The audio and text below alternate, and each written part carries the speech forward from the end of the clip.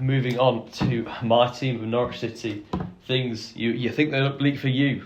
They are even bleaker for us in Norfolk. We sit second bottom only to the administration side of Sheffield Wednesday, and certainly there is serious questions asked of Liam Manning.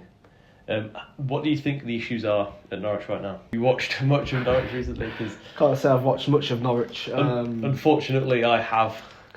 And the issue really for me is that we've spent £20 million, and that's more than we've ever spent since I've been following the club.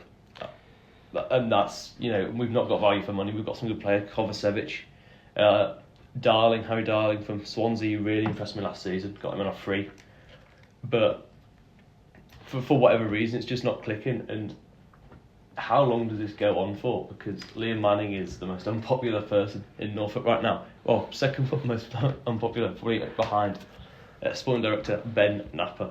So it's not been too bright in Norfolk. And the thing is with the players though, is we've got good players. I mean, we've brought in Harry Darling, for instance.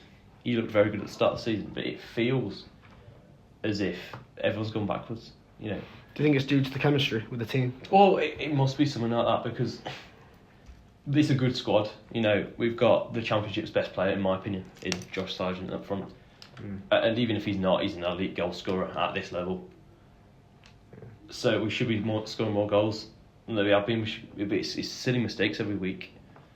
But the atmosphere, I've never seen it so toxic at Carrow Road. I've never seen it so toxic.